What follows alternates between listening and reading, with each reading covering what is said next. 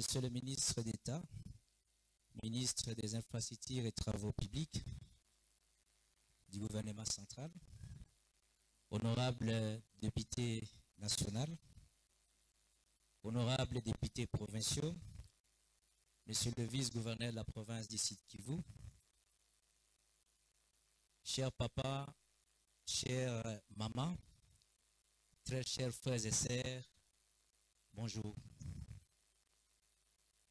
En des circonstances comme celle-ci, il n'y a souvent pas beaucoup à dire, tellement on a trop de tristesse dans les cœurs pour avoir perdu un être aussi cher. Du peu que j'ai appris sur notre papa, chef du groupement de Bijombo, Obed Kabaroure, il a été un brave homme. Sa bravoure s'est manifestée non seulement dans sa façon de vivre en communauté, mais aussi dans sa manière de travailler pour la province du Sud Kivu, sa province et pour son pays. Le meilleur tombeau de nos morts, c'est notre cœur, dit-on. C'est pour cela que la meilleure manière de lui rendre hommage, c'est de vivre comme lui, dans ce meilleur des actions sur cette terre des hommes. Il était très important et il est important aujourd'hui de l'imiter. En même temps, bien que nous soyons tristes, c'est aussi le moment de faire un véritable examen de conscience. Nous remettre en cause nous-mêmes. Je dis ceci en référence à la façon dont notre cher papa, qui aujourd'hui est couché pour l'éternité, a quitté la terre qu'il a vu naître et qu'il a chérie jusqu'à Nairobi, d'où le Seigneur l'a rappelé auprès de lui. Il a quitté Bijombo blessé par balle ici par une balle tenue par des forces négatives. Peu importe la communauté dans laquelle ils se sont ici, dans une belligérance totale, absurde et sans issue. Vous tous, frères et sœurs, rassemblés ici, pour rendre le dernier hommage à ce grand homme, je vous exhorte d'avoir un cœur d'amour fraternel entre nous.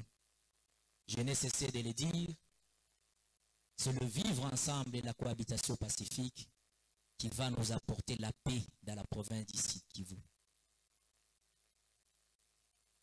Abandonnons la haine. Abandonnons ce qui nous divise. Rapprochons-nous. Dialoguons chaque fois qu'il y a divergence. Évitons de recourir aux armes pour régler nos différends. Seul l'État a le monopole de la violence. Aucune personne n'est reconnue par nos forces armées. Et la police nationale congolaise n'est autorisée à porter une arme. Puisque nous avons beaucoup souffert, nous avons beaucoup pleuré, et il est temps que ça cesse. Cela fait des années qu'on ne parle que de violence. Guerre dans les hauts plateaux de Fizi, Uvira et Mwenga. Qui d'entre nous peut nous dire le profit qu'on en a tiré? Ce que nous avons eu de ces violences, c'est uniquement la mort et l'appauvrissement. Quelle communauté ne compte pas de morts à son sein à cause de cette guerre inadmissible et inutile? À qui profite la razzia des bétails? À personne. Je salue donc la présence du ministre d'État Alexis Gisao, fils du Sud Kivu, et qui malheureusement aujourd'hui est touché par la perte de son cher oncle, ainsi que d'autres notables qui sont venus de Kinshasa, ici rassemblés et venus de partout, et qui sont les dignes fils de la communauté diversifiée de ces hauts plateaux. Chers notables, qui attendons-nous pour mettre à terme cette barbarie? Si nous ne développons pas un mécanisme propre à nous de vivre pacifiquement ensemble, c'est lui que nous attendons pour mettre fin à cette tragédie ne racontera que nos os. je voudrais finir en disant, servons-nous de l'exemple de notre cher papa. Il était un chrétien. Et un chrétien pasteur, c'est celui qui pardonne et qui rassemble les communautés. Regardons-nous en frères et sœurs, pardonnons-nous mutuellement. Que l'âme de l'illustre disparu repose en paix. Dieu a donné et Dieu a repris. Je vous remercie.